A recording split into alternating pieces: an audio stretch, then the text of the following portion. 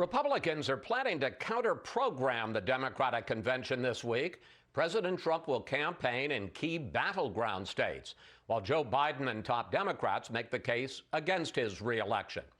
Joining us now from Trump campaign headquarters in Virginia is senior advisor Steve Cortes. Steve, welcome to Fox News Sunday.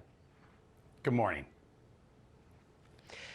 Does the Trump campaign, does President Trump acknowledge that Kamala Harris is eligible to be the next vice president of the United States? Yes, he made this very clear in his press conference yesterday. He said this is not an issue that we're going to be pursuing.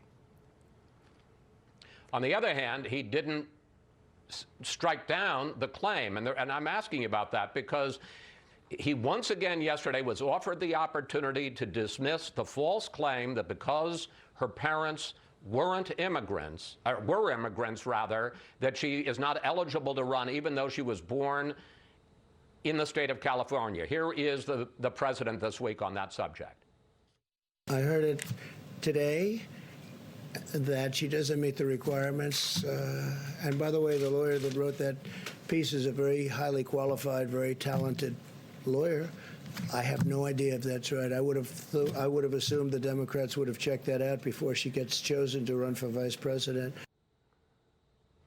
Isn't this just like the birther claims that the president made against Barack Obama? Nothing could be easier than to say it's a false claim, she is eligible, not to say, well, I'm not going to make an issue of it. Why not just say it's wrong, it's false? Chris, yesterday, he made it, again, very clear in his press conference yesterday because there were questions after his press conference on Friday. By the way, the president is giving a press conference almost every day, in stark contrast to Joe Biden, who continues to hide in his basement and is not available to the press. But on this issue of Kamala Harris, he made it very clear yesterday. He said, I'm quoting, he said, this is not something we will be pursuing.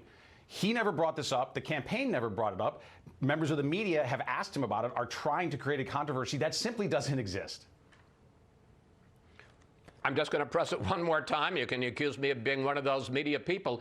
Why not say it's wrong? She is eligible. It's one thing to say I'm not going to pursue it. It's a different thing to say it's flat wrong. She's eligible to be the vice president. Why doesn't he say that? Look, again, I don't know why it's incumbent upon him to opine on legal scholarship of the Constitution and the 14th Amendment, for example. I don't think that's his place as president. What he is saying is we have not made an issue of this. We will not make an issue of this.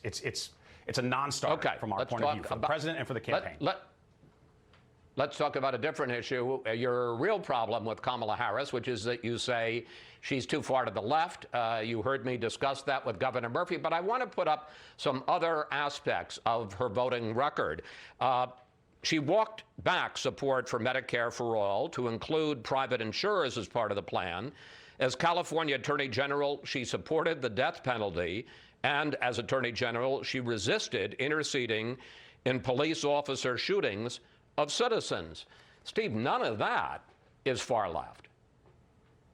Look, I would say this about Kamala Harris when we look at her record. She seems to be an opportunist and to do whatever is most expedient at the moment for political power. But here is the reality of the Kamala Harris of 2020, the candidate right now for vice president of the United States. In the previous segment, you mentioned some of her extreme far-left radical views, things like banning fracking. But there are more than the things you listed. For example, she believes in decriminalizing crossing our border illegally.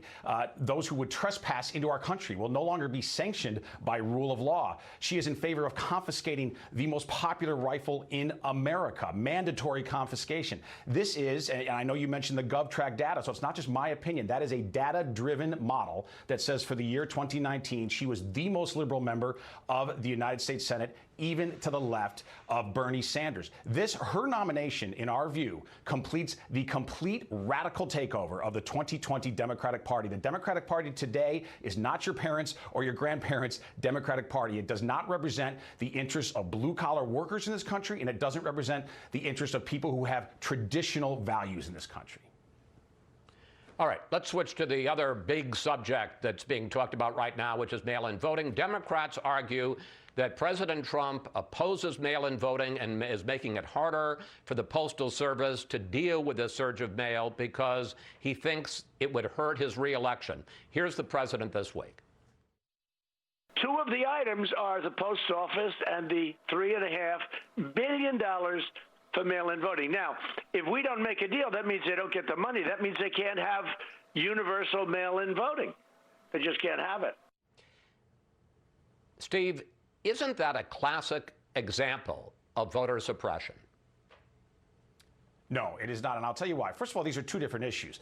There's nothing ambiguous about where the president, where the campaign stands on universal vote by mail. We are firmly against it. We believe in absentee voting. We believe in early voting. What we do not believe in is blanketing a city or a state with every single person who is listed on the voter rolls, because we know that the voter rolls are not accurate. And again, that's not just my opinion. The data shows us that. For example, in Clark County in Las Vegas, according to a story from the Las Vegas Journal-Review, we know that 17% of all ballots that were sent out, these are live ballots, these aren't applications, 17% of them, over 200,000, were returned as undeliverable, because we're a mobile society. People move, people die. The voter rolls are not accurate, so we're against universal vote by mail as a principle. Now, regarding the Postal Service, that is a separate issue. The Postal Service needs systemic reform. It has lost $78 billion since 2007. Let me interrupt you, Steve, and I haven't up till now, because that isn't what the president said. In his interview with Maria Bartiromo, I just want to quote what we just heard.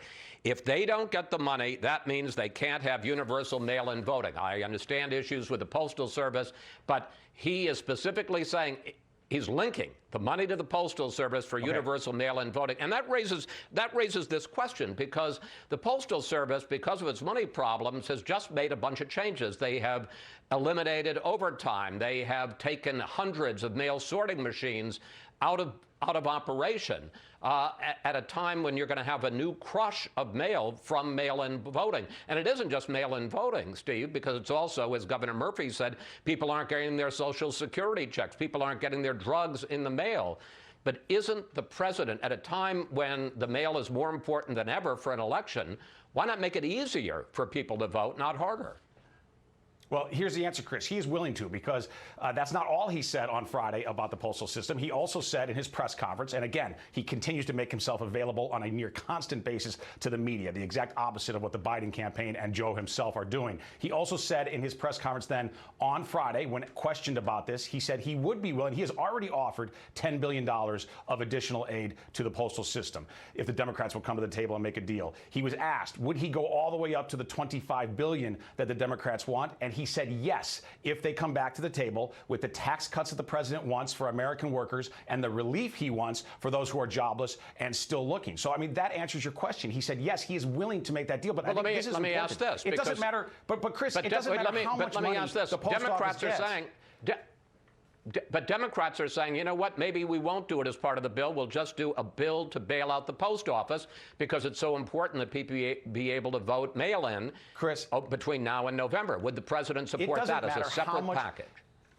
There is no amount of money that could get the United States Postal Service ready for universal vote by mail. And the reason I know that, don't take my word for it, listen to the state of Washington, Secretary of State.